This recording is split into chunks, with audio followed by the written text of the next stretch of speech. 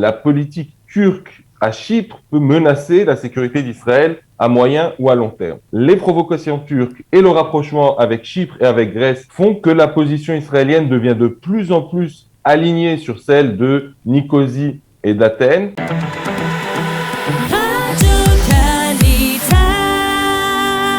Et nous allons parler ce matin des tensions entre Chypre et la Turquie pour essayer d'éclaircir un peu ces dossiers. Nous sommes ce matin avec Rémi Daniel. Rémi, bonjour. Bonjour. Merci, vous êtes doctorant à l'université. Merci d'être avec nous ce matin tout d'abord. Vous êtes doctorant à l'université hébraïque de Jérusalem et chercheur à l'INSS. Et je voudrais qu'on parle ensemble justement de ces tensions qu'il existe déjà depuis quelques semaines entre Chypre et la Turquie. Et c'est autour en fait d'une ville, hein, c'est ça Rémi ? Oui, en effet, c'est autour d'une ville qui s'appelle Varosha, donc il faut remettre les choses peut-être dans leur contexte. Ouais. Chypre est depuis 1974 divisée entre deux parties.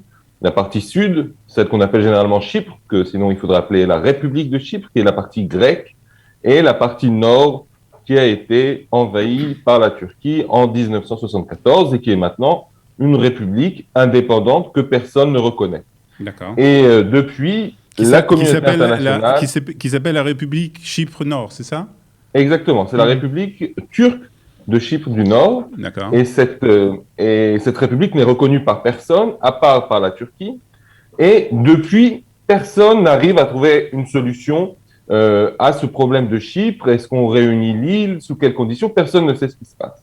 Et on voit dernièrement que le gouvernement turc adopte une position de plus en plus dure sur cette question et fait un certain nombre de provocations. Et en effet, il en a fait une autour de la ville de Varosha. Varosha, c'était une ville, on l'appelait parfois le Las Vegas méditerranéen, une ville avec beaucoup de touristes qui était à majorité grecque. Et lors de l'invasion turque de 1974, les habitants grecs ont été forcés de quitter la ville et la ville est restée une ville abandonnée, une ville un peu symbole de la situation à Chypre. Et la Turquie avait toujours attendu avant de réouvrir cette ville qui était un terrain militaire. Et ce qu'a fait Erdogan lors de son discours de la semaine dernière, lors des commémorations de l'invasion turque du nord de Chypre, c'est qu'il a dit qu'il allait réouvrir cette ville aux visiteurs et c'est une provocation importante pour les Grecs de Chypre. Alors comment ont réagi justement les Grecs de Chypre ?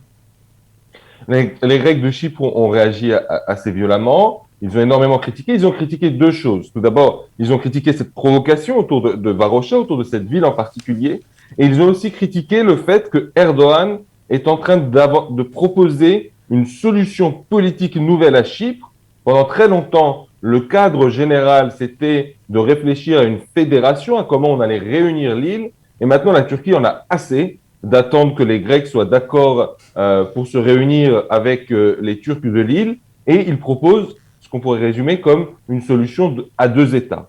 Et là non plus, ni les Grecs, à Chypre, ni les Grecs en Grèce sont prêts à accepter cette solution. Et il faut le dire, ils ne sont pas seuls avec cette position. L'Union européenne a immédiatement adopté la position des Grecs de Chypre. Le Conseil de sécurité aux Nations Unies a passé une décision critiquant la décision d'Erdogan sur Varosha. Donc, de ce point de vue-là, on a un peu la Turquie contre le reste du monde. Alors, jusqu'où cette crise peut aller ? C'est toujours une question assez importante, d'autant plus qu'une crise à Chypre pourrait avoir de nombreuses ramifications dans l'Est méditerranéen. Ce qu'on voit, c'est que Erdogan est toujours dans une espèce de provocation contrôlée.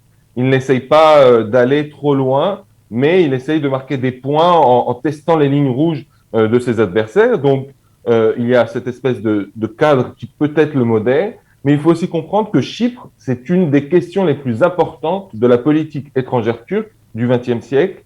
C'est une question qui mobilise autour d'elle toute la population turque, qui est extrêmement sensible. Et par exemple, à un moment où Erdogan est un petit peu affaibli parce que la situation économique de son pays n'est pas bonne, il pourrait peut-être aller plus loin que d'habitude pour essayer de mobiliser son peuple autour de cette question qui suscite tant d'émotions en Turquie. C'est une sorte un peu pour le président turc, une sorte de démonstration de pouvoir, de force ?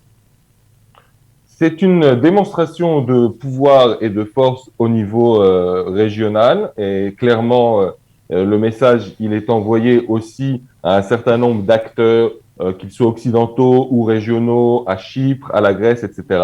C'est aussi une tentative au niveau intérieur turc de rallier autour de lui, ce qu'on appelle parfois en théorie des relations internationales, rallier autour du drapeau une population turque un petit peu divisée, qui souffre et qui est, dans sa vaste majorité, très sensible à la question chypriote.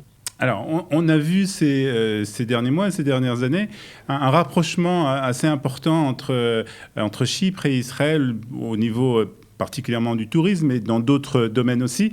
Est-ce que ça risque d'avoir une influence sur justement ces relations avec Israël et d'une manière générale sur la politique israélienne dans la région?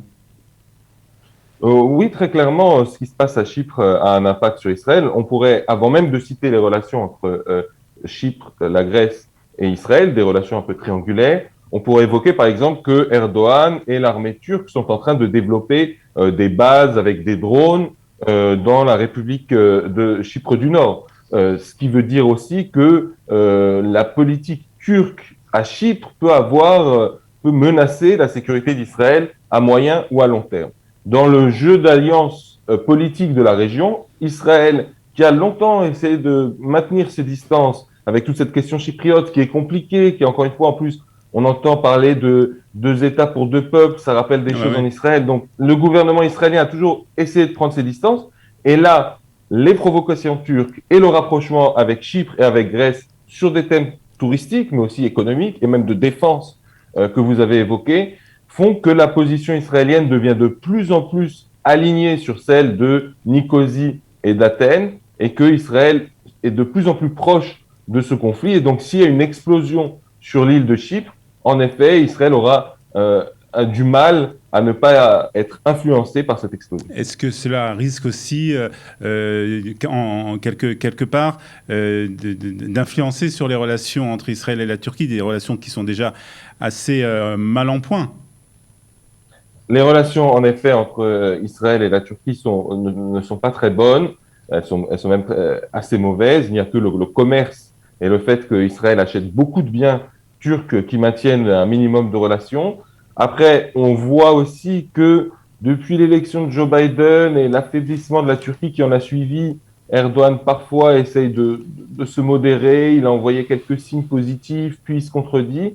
Donc, on est peut-être à une période d'un peu d'adoucissement du ton turc possible à moyen terme.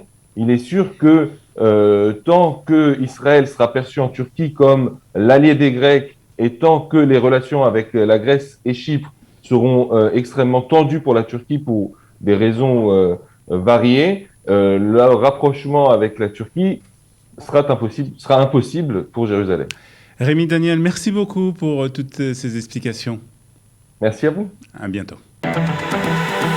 Radio